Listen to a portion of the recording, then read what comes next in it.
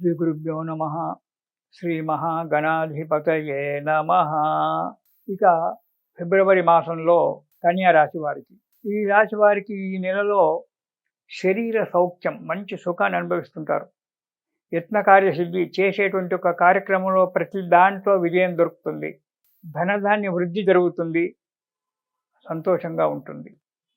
ఇక మొదటి వారం కనుక చూసినట్లయితే సమయానికి భోంచేయడము, అది తృప్తికరంగా భోంచేయడం అనేటువంటి, మనస్సు నిష్కల్మషంగా ఉన్నప్పుడు, మనసులో ఏ బాధ లేనప్పుడు ఏ కూరైనా ఏ పచ్చడైనా అమృతంలాగే అనిపిస్తుంది. మనస్సులో ఎప్పుడైతే విషబీజం నాటుకుంటుందో అప్పుడు అమృతం తీసుకొచ్చి పెట్టినా అది చేదుగానే ఉంటుంది. అలా కానీ ఈ కన్యా రాశి వారికి ఈ నెలలో ధనధాన్య వృద్ధి, మొదటి వారంలో భోజన సౌఖ్యము, స్త్రీ సౌఖ్యము రెండు కూడా లభిస్తున్నాయి.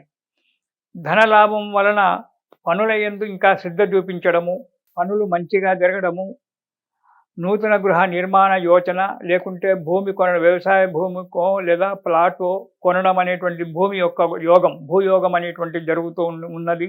కాబట్టి అది చేసుకోవడం అనేటువంటి జరుగుతూ ఉంటుంది మొదటి వారంలో.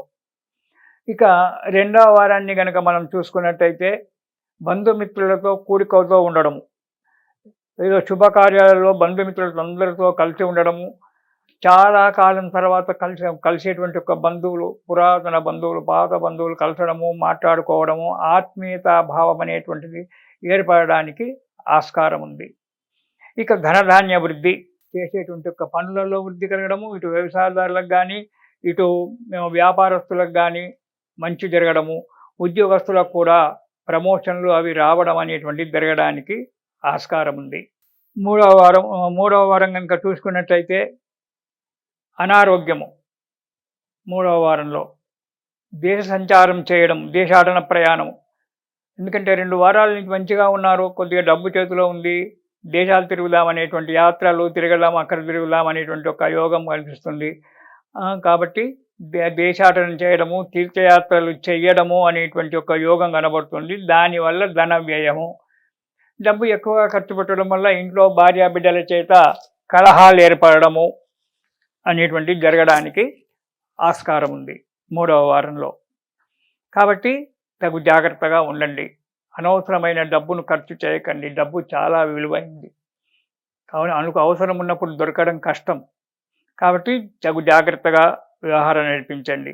ఇక నాలుగవ వారం కనుక మనం చూసుకున్నట్టయితే చేసేటువంటి ఒక వృత్తిలో కానీ వ్యాపారంలో కానీ కొద్దిపాటి లాభం, ఏదో మనకు కళ్ళ కనబడినట్టుగా కొద్దిపాటి లాభాలు మాత్రం చూస్తారు.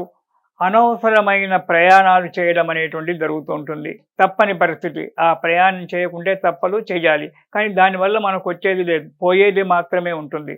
కాబట్టి జాగ్రత్తగా ఈ అనవసరమైనటువంటి ఒక ప్రయాణాలు చేయకుండా కాలం గడపడం చాలా మంచిది. దానివల్ల ఆరోగ్య నష్టము, ధన నష్టం, దానివల్ల అనారోగ్యం ఏర్పడుతూ ఉంటుంది. అయితే ఇవి మరి కొన్ని కష్టాలు అయితే ఉన్నాయి. మొదటి 2 వారాలు బాగానే ఉన్నాయి, చివరి 2 వారాలు వచ్చేటప్పటికి కొద్దిగా మొదటి పక్షం మంచిగానే ఉంది, రెండవ పక్షంలో కొద్దిగా ఇబ్బందికరంగా ఉంది కదా గురువుగారు, ఎలా అంటే దానికి మీరు ప్రతిరోజు విష్ణు సహస్రనామ పారాయణం చేయండి. కన్యా రాశి వారు విష్ణు సహస్రనామ పారాయణం కనుక ప్రతిరోజు ఒక్కసారి కనుక చేసినట్టయితే మీకు అన్ని విధాల అనుకూలమైన పనులు జరుగుతాయి. ఆ విష్ణుమూర్తి మిమ్మల్ని అంతా కూడా సర్వత్రా రక్షిస్తూ ఉంటారు. కాబట్టి ఈ కన్యా రాశి వారు దిగులు పడక, అత్యాశకు పోకుండా జాగ్రత్తగా మెసులుకుంటే ఈ ఫిబ్రవరి మాసం అంతా కూడా సుఖంగా ఏర్పడుతుంది.